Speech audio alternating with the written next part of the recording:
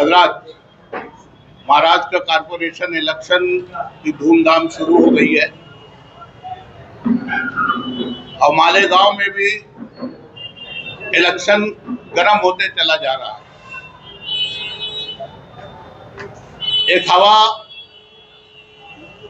कई दिनों से शहर में गश्त कर रही थी और शहरियान में एक बेचैनी थी कि कांग्रेस पार्टी MIM से इश्तिराक करने जा रही है, पैक्ट करने जा रही है।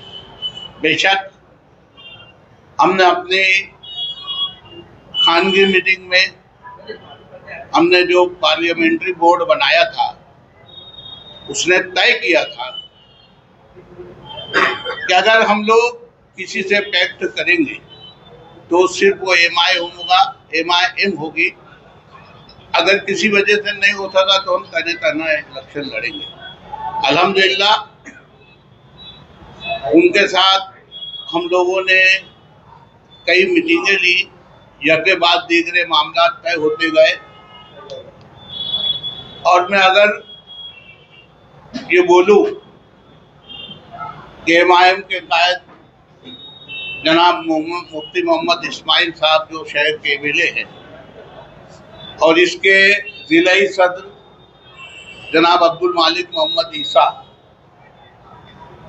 उनके साथ सलीम पानीवाला, शाहिद लतीफ, राजू बिट्टू, ईदी अमीन, इन लोगों ने जिस ढंग से हमारे साथ रवैया किया, झुकती डंडी देने की कोशिश की और बराबर फरागगिरी का मुजाहरा किया, हम लोग उनके बहुत एहसानमंद हैं। उन्होंने, आपको हैरत होगी कि हम लोगों को 17 सीट कबूल किया मुख्तलिफ इलाकों से जहाँ जहाँ हमने डिमांड की थी और ये कहा था कि निगोशिएट होने के बाद हो सकता है इसमें 1-2 सीटें कम ज़्यादा हो, नहीं तो हम कोशिश करेंगे कि पूरी की पूरी सीट आपको दे और हम लोग मिलकर इलेक्शन लड़ेंगे इंशाअल्लाह शहर की तामीर के नाम पर। लेकिन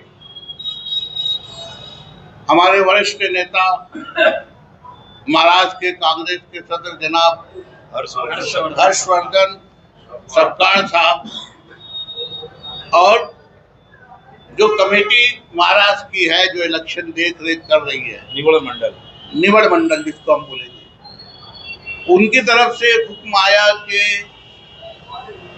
हम MIM से पैक्ट नहीं कर सकते, वो हमारे उसूल में नहीं बैठता।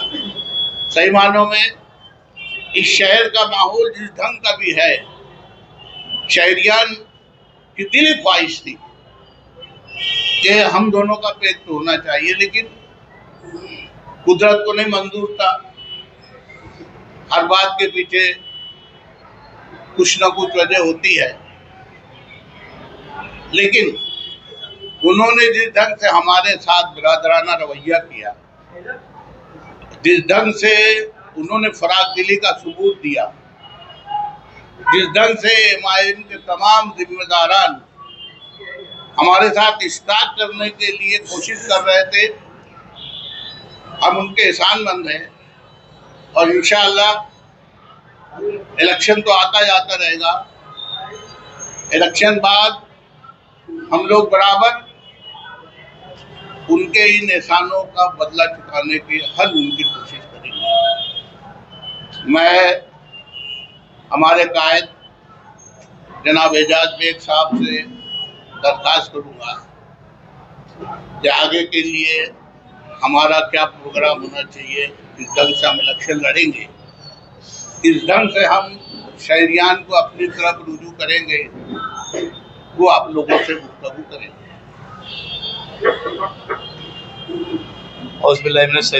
बिस्मिल्लाहिर्रहमानिर्रहीम। अल्लाह के फजल करम से अल्लाह ताला ने आज वो वक्त लाया कि आज टिकट बांटने वाला बनाया और आज मेरी ज़िंदगी के अंदर समझता हूँ कि पहला वक्त तो ऐसा है कि हम लोग आज तक के टिकट मांगते थे, आज टिकट बांटने का अल्लाह ने मौका दिया। आज हम कांग्रेस पार्टी की पहली लिस्ट जारी कर रहे, उसके लिए आप लोगों को यहाँ पर मदऊ किया गया। तो मैं पहले आप लोगों को नाम पढ़ कर सुना देता हूँ, उसके बाद फिर आगे की जो बात रहेंगी वो करेंगे। Ward number 18 Ejaz Beg Aziz Beg, ward number 18 Yasmin Ejaz Beg, ward number 18 Riyaz Beg Aziz Beg, ward number 21 Taslima Zainul Abedin Pathan, ward number 7 Rashida Abdul Qayyum Bhaya, ward number 3 Sheikh Mukmuddin Abdul Rashid Meena Nagri, ward number 2 Mohammad Yasin Shakeel Ahmed, ward number 20 Abdul ahad Kalimuddin, ward number 17 Ashraf Ali Nabi Sarwar. ऐसे हम लोगों ने आज पहली लिस्ट जारी किए। दूसरी लिस्ट हम लोग इंशाअल्लाह ताला इतवार के रोज जारी करेंगे। जितनी भी हम लोगों के पास अरीजे आए हैं उसके लिए हम लोग जो आज पहली लिस्ट जारी करें, इतवार को दूसरी लिस्ट जारी करके ख़त्म जो भी है इतवार के दिन फाइनल करेंगे। क्योंकि आप लोग देख रहे होंगे कि कागज़ पत्थर के अंदर जो है सबसे ज़्यादा टूटी इस वक्त तो है और हर आदमी परेशान है कि 15, 8, 10, 12 दिन से जो है लोग पेपर जमा ही नहीं कर पा रहे। और नए लोगों के लिए तो बस की बात ही नहीं है कि पुलिस वेरिफिकेशन के लिए कैसे जाना, संन्यास का दाखला अफिडेविट करना, उनका दाखला लेना, घर पट्टी का लेना, और फॉर्म के अंदर इतनी ढेर सारी शर्तें हैं कि वकील लोग भरते भरते परेशान हो गए। एक वकील तो मेरा 3 दिन से फॉर्म भर रहा था, आज कंप्लीट हुआ और अभी उसके लिए चेक करने के लिए मैंने एक जगह भेजा। तो हम लोगों की जो भी है हम लोग आप फाइनल इसके बाद की जो दूसरी लिस्ट है इतवार के रोज दाखिल करेंगे और यही उम्मीद लेकर हम आप लोगों को बुलाए थे। अभी फिलहाल 9 नाम है। कितनी सीटें इलेक्शन लड़ेंगे? एमआईएम से बातचीत चल रही है, जिस तरह से आपके जिलाई सेक्रेटरी ने बताया तो ऐसा लग रहा है कि एमआईएम के साथ में आपका दोस्ताना माहौल आज भी बरकरार है और आगे भी बरकरार रहेगा। अगर आपको रियासती सतह से नहीं कहा गया तो आइडियोलॉजी की बिना पर आपको नहीं कहा गया, मुकामी सतह पे आपका जो मोहब्बत है आज भी बरकरार है। मुकामी सतह के ऊपर मोहब्बत बरकरार रखना नहीं रखने का सवाल नहीं आया। हमें इलेक्शन लड़ना चाहिए था, उस बुनियाद के ऊपर हम उनके साथ में थे। हमारे को पार्टी ने नहीं बोल दी ऊपर से, अब हम हमारा इलेक्शन लड़ेंगे। सभी से मुकाबला करने के लिए हमारी पूरी तैयारी। कितनी सीट पर आप चुनाव लड़ेंगे? कांग्रेस पार्टी एक सेक्युलर पार्टी है, नदी के इस पार से लेकर नदी के उस पार तक। अभी तक हमारे पास 25 लोगों के अरीजे आए हुए हैं और उसके बाद अभी लोग आ रहे हैं। मैं समझता हूँ कि हो सकता 30 से 35 लोगों तक के हम लोग इलेक्शन हमारे पार्टी के सिंबल के ऊपर लोग लड़ेंगे। शहर पर आउटर के अंदर 2 फॉर्म आए आउटर के, और हो सकता है आजकल के अंदर आए तो हम लोग उस हिसाब से जिसका फॉर्म आएंगे उसको उम्मीदवारी देंगे। खानदानी सियासत का दूसरों पे इल्जाम लगता था, आज आपके एक ही घर से 3 उम्मीदवार, पहले 2 रहते थे, 1 बढ़ गया है। मैंने आप लोगों को ऐलान के जरिए इसके पहले बोला था कि मेरा आखिरी इलेक्शन है, मैं अब नहीं लड़ूंगा इसके बाद। इसके लिए मेरे छोटे भाई को एक टाइम मेरे सामने मैं लड़ा के उसको आगे करूँगा। अगर उसके बाद उसकी मर्जी कि वो किस तरीके से लोगों के अंदर उसका रवैया रहता, किस तरीके से कामकाज रहेगी, उसके ऊपर पूरा आगे का मुहैया रहेगा। क्योंकि मैं कल भी बोला था, आज बोल रहा, फिर बोल रहा हूँ कि मैं अब इसके बाद इलेक्शन नहीं लड़ूंगा। तो इसके लिए एक छोटे भाई के लिए के नाते उसको मैं एक छोटे भाई को आगे कर दे रहा, और ना मेरी अहलिया लड़ेंगी ना मैं लड़ूंगा। उसके लिए हम लोगों ने एक छोटे भाई को, उसका वो मेहनत करता है वार्ड के अंदर, इसके लिए उसको हम आगे कर रहे हैं, उसके बाद वो लड़ेंगे इलेक्शन। रियाज भाई, आप जैसे पूरे मालेगांव के सदर है, आपके घर की 3 सीट है, तो ऐसे में आप अपना वार्ड देख के अपनी सीट बचाएंगे कि पूरे गांव में उम्मीदवारों को लड़ाएंगे? पूरे उम्मीदवारों के हर वार्ड के अंदर जाके हम मीटिंग लेंगे, जलसा लेंगे और सभी के लिए रिक्वेस्ट करेंगे। और तामीर तरक्की के इसके ऊपर इलेक्शन होगा, फालतू बात पे इलेक्शन नहीं होगा। क्योंकि अगर शहर के लोग तामीर तरक्की के नाम पर अगर इलेक्शन लड़ेंगे, वोट देंगे, तो मैं समझता हूँ कि मेरे सामने जितने उम्मीदवार रहेंगे की जमानत भी नहीं बचेगी। तामीर तरक्की की बात बोल रहा हूँ। अगर और कोई बेस के ऊपर इलेक्शन होगा तो बात अलग है। अगर तामीर तरक्की के नाम पर इलेक्शन लड़ेंगे तो मेरे सामने उम्मीदवारी भी नहीं करना चाहिए। अगर लीडर चाहता है तामीर तरक्की के ऊपर इलेक्शन हो तो उनको समझना चाहिए कि एक आदमी ने इतना तामीर तरक्की की, आप लोग को मालूम है कि शहर के अंदर सबसे ज्यादा इस बॉडी के अंदर एज दी कारपोरेटर काम करने वाला एजाज बेग था, तो उन्होंने तो उम्मीदवार भी नहीं देना चाहिए मेरे सामने। मैं सभी सीट के ऊपर जाकर लोगों की मेहनत करूंगा और लोगों से यही कहूंगा कि हमारे उम्मीदवार को चुन के दो, काम की सारी जिम्मेदारी मैं लूंगा खुद। इलेक्शन के बाद में जब मेयर बनाना होगा, आपकी पार्टी के पास में बहुमत है या नहीं है, आप कैसी पार्टी को सपोर्ट करना पसंद करेंगे? सामने पहली बात तो कौन उम्मीदवार होगा आज तो इसे डिसाइड नहीं हो सकता। पहली बात तो हम जो आदमी उम्मीदवार रहेगा उसके ऊपर हम पूरा डिफेंड रखेंगे कि भाई इसको हमने इसको वोट देना चाहिए या सपोर्ट देना चाहिए कि नहीं देना चाहिए। एक नंबर की चीज़ रहेंगी कि हमको बहुत तजुर्बा है वहाँ पर 25 साल के अंदर, समझे 28 साल हो गए, समझ लीजिए 3 साल कारपोरेशन नहीं होने के बाद हमको तजुर्बा है कि कौन सी बेस पर हम लोगों को वोट देना रहेगी। ये उम्मीदवार के ऊपर पूरा ये रहेगा कि कौन उम्मीदवार रहेगा, इसके ऊपर मैं आइडियोलॉजी के हिसाब से आज गठबंधन नहीं हो रहा है एमआईएम का और कांग्रेस का, तो मेयर के टाइम में आइडियोलॉजी बरकरार रहेगी या फिर उसको अलग फैसला रहेगा?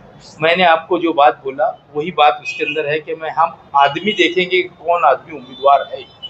आदमी के ऊपर देखी जाएगी, पार्टी 2 नंबर के ऊपर रहेगी। हम लोगों के अंदर उसके अंदर देख कैटेगरी रहती राजकारण के अंदर, छोटा चोर बड़ा चोर रहता ना, तो उसके अंदर कोई छोटा कर रहेगा तो उसके अंदर हम सोचेंगे इसके साथ में हमको जाना है। आइडियोलॉजी मतलब बरकरार रहेगी या साइड में रखा जाएगा? आदमी को देखकर वो हमारी पार्टी सपोर्ट देंगी कि जो आदमी उम्मीदवार अच्छा रहेगा हमारी नजर के अंदर, हम सबको जानते हैं शहर के अंदर इसका क्या रिकॉर्ड है, तो हम रिकॉर्ड उसका देखकर कौन उम्मीदवार रहेगा उस वक्त तो हम उसको सपोर्ट करेंगे। यानी एमआईएम को भी आप सपोर्ट कर सकते हैं?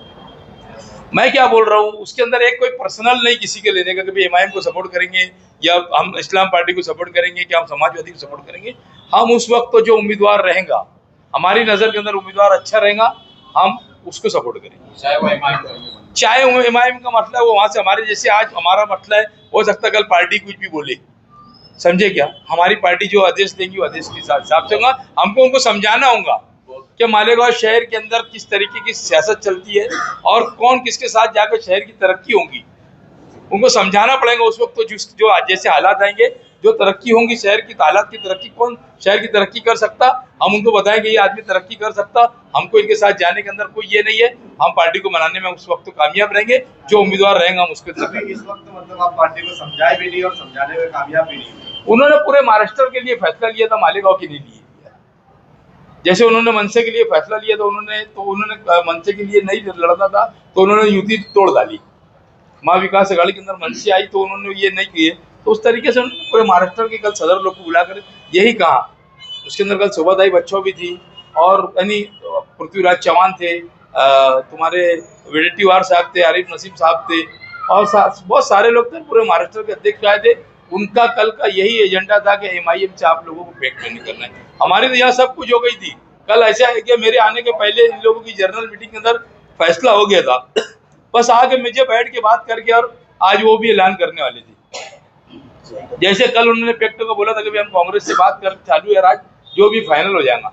जब मैं मालेगांव आया और मालेगांव आने के बाद पार्टी ऑफिस के ऊपर हमारी पार्लियामेंट्री बोर्ड की मीटिंग चल रही थी रात में, फिर इन्होंने मुझे सब बताया। सुनने के बाद मैंने उनको बताया कि भाई ऐसी ऐसी बात है और पार्लियामेंट्री बोर्ड यानी ऊपर से ऐसा फैसला आया, हम लोग आप बस मजबूर है, शहर के लोग चाहते थे कि एजाज बेग और मुफ्ती इस्माइल साहब साथ में लड़े, अब हमको लड़ना है इलेक्शन तो कांग्रेस पार्टी के सिंबल के ऊपर लड़ना है, जैसे हालात आएंगे उस तरीके से। भाई ये दोस्ताना मुकाबला तो नहीं करने जा रहे आप? ये आप कैसे बोल रहे हैं कि दोस्ताना मुकाबला? कांग्रेस पार्टी एक इतनी बड़ी पार्टी है, इसमें काहे का दोस्ताना मुकाबले का मामला है? जो धर्मघोषा रखते हुए जो एमआईएम के लीडर है और एमआईएम के पार्लियामेंट्री बोर्ड के जिम्मेदार है, उनका शुक्रिया भी अदा किया। तो शुरू में तो तमीज ऐसी लग रही थी कि एमआईएम से फेक्ट हो गया, ये ऐलान करने जा रहा है। नहीं, लेकिन जो तमीज के बाद ये हुआ कि आप फेक्ट नहीं हो रहा, इस बात का ऐलान करने जा रहे हैं और शुक्रिया भी अदा कर रहे हैं एमआईएम का। नहीं, उन्होंने हमारे मन मुताबिक हमारी सीटों को उन्होंने कबूल किया था, समझे, इसके लिए उनका शुक्रिया अदा कर रहे कि उन्होंने उनके मन मुताबिक सीट हमको जहाँ हमको लग रही थी उन्होंने बैठ के फाइनल कर दिया था।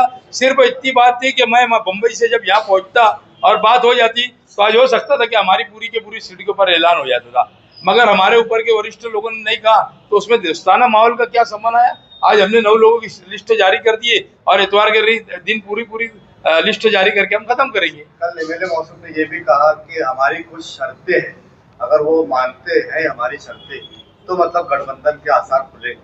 क्या शर्त? उनकी कोई हमारे सामने शर्त और तो नहीं हो सकता था कि हमारे बात होने के बाद कोई शर्त वो रखते थे तो बात अलग थी, पर हमारे उनसे कोई शर्त तो नहीं थी। हम लोगों ने वो शर्त के को ये हुआ नहीं। उन्होंने कल कंप्लीट उन्होंने कर लिया था, इन लोगों से बातचीत कर लिए थे और बातचीत करने के बाद जो है इन्होंने सिर्फ मेरा इंतजार था, समझे, मेरा इंतजार होने के बाद कल आज डिक्लेयर हो जाता था यार इसके लिए शुक्रिया अदा कर रहे हैं कि उन्होंने हमारी शर्तों को माना था। कहीं आगे पीछे चल रहा था मामला, उन्होंने ठीक है ऐसा नहीं ऐसा करके और खत्म करेंगे आज और ये कल डिक्लेयर करेंगे, इसके लिए उनका शुक्रिया अदा करना पड़ रहा है। कोई ऐसा थोड़ी है कि अब इनको शुक्रिया हम ये ऐसे अदा करेंगे।